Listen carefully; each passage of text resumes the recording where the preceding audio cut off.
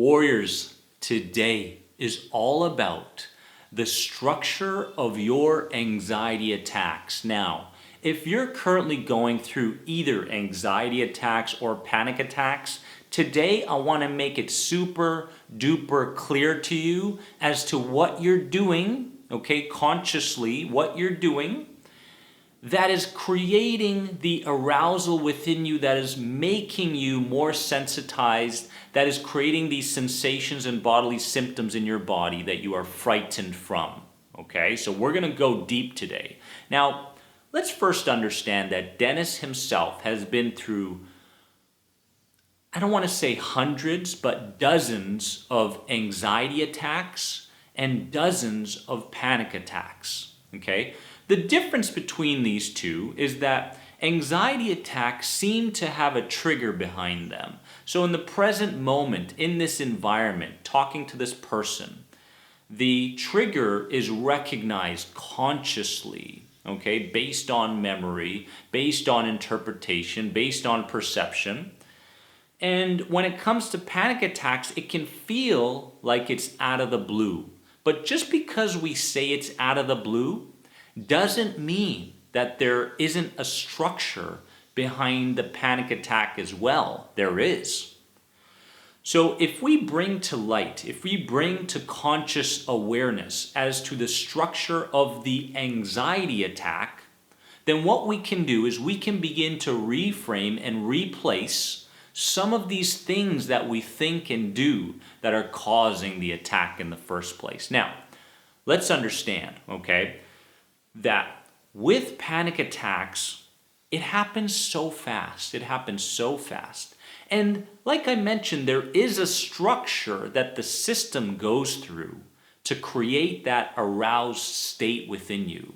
What's the structure? Well, first things first is the nervous system scans your environment. So it's looking around. Even though consciously you're talking to someone, I'm looking at you right now in this camera lens, but my system is trying to detect in this environment if there is something related to my past that has in fact caused me some kind of a threatening feeling. Okay, so I'll go into a situation and boom, the scanning begins. The associations are looked after. And then what happens is the reptile brain, which takes in the sensory information, relays the information to your mammalian brain or your limbic system, your emotional brain. The emotional brain says, my goodness, we have in fact detected something that might be a threat to our system, our survival. And then the emotional brain relays that information to the adrenal glands. The adrenal glands mobilize the body to attack something, defend from something, or to freeze around something. This structure unconsciously happens like that, and it can feel like it's out of the blue. Now, what's important to understand, warrior, is that when it comes to a panic attack, it's very difficult. In fact, I would say close to impossible to logically reason your way out of a panic attack. A lot of people go, I'm okay, I'm gonna live, I'm healthy, this is just a moment. And the system down there is going, what are you doing, right? There's not enough fuel, there's not enough juice to convince us that this particular situation isn't a threat. Do something else, okay? So logic and reasoning helps if we can understand the structure of the anxiety attack, but once you're in the panic attack, it comes down to what you do with your physiology, what you do with your body. And you want to make sure that you don't do these things in this video when it comes to a panic attack. Now, anxiety attack, on the other hand, has a conscious structure behind it. Now, here was my structure that I want to present to you, and also how to reframe it, how to change it so that we're not stuck in the cycle. Okay, very, very important. When I woke up in the morning, I would try to bring to my awareness whether I'm feeling good or bad. Very much black or white. There was no medium, there was no other options. And I felt bad if my symptoms, my bodily symptoms were there. I felt bad if my thinking patterns were very much connected to some kind of a limit or a negativity or a pessimism within me. So, do I feel good? Do I feel bad? I would feel my body, right? And so, what we want to do in this situation is instead of feeling your body and saying, ooh, it's still there, what we want to do is we want to feel our body parts and recognize how grateful we are for those particular body parts. For example, I feel my feet and go, oh, feet, thank you so much for taking me miles and miles each and every day. Knees, thank you for bending so perfectly without any awareness or conscious attention. Thank you, knees. And other body parts. Okay? So, I want you to recognize your structure, okay, towards the creation of an anxiety attack. And what I want you to do is I want you to investigate what you can consciously do to get in the way of what's been habitual.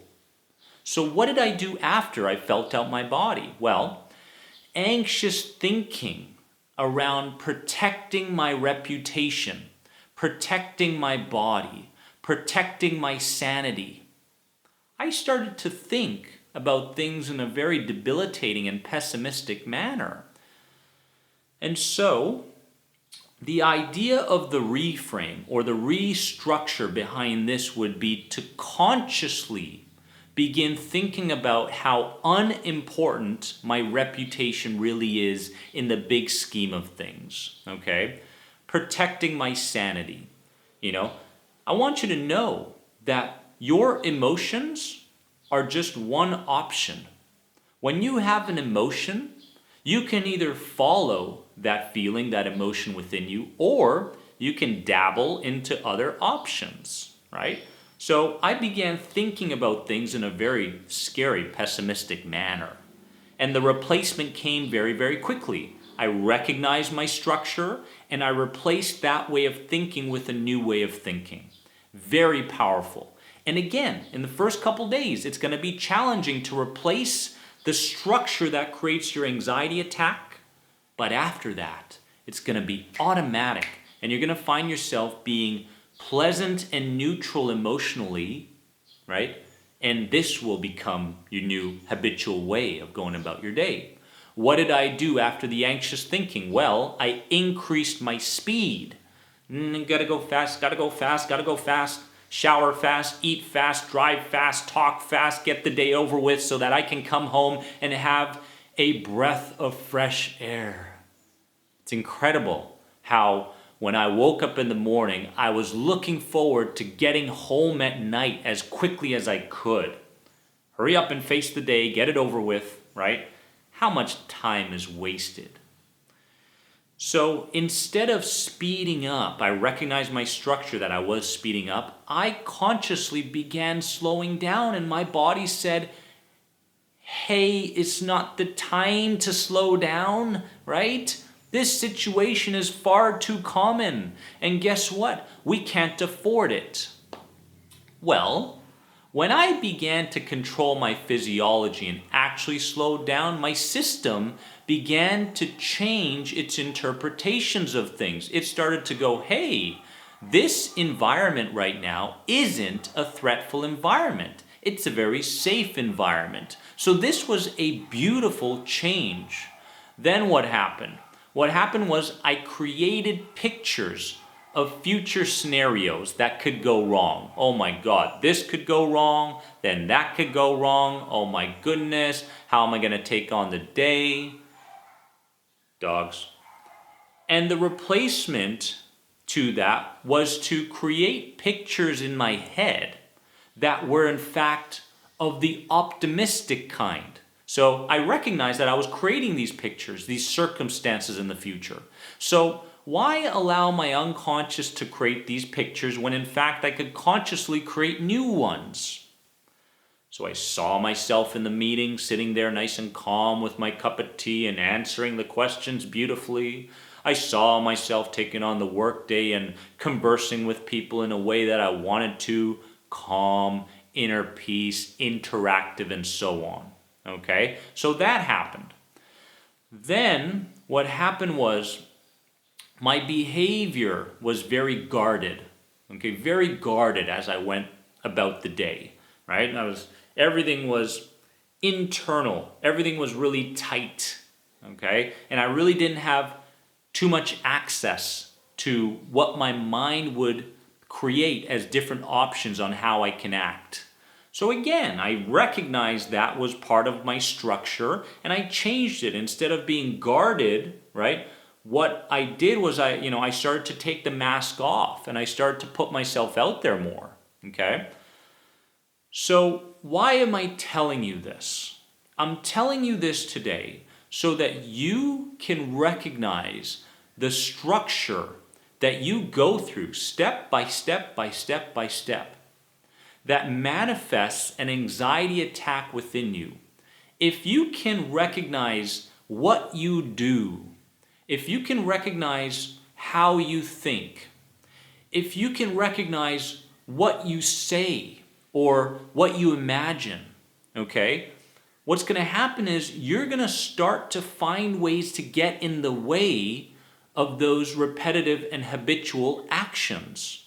And once you do this, you can begin to create a whole new emotional and physiological state within you in those particular times of the day where you dread being there the most.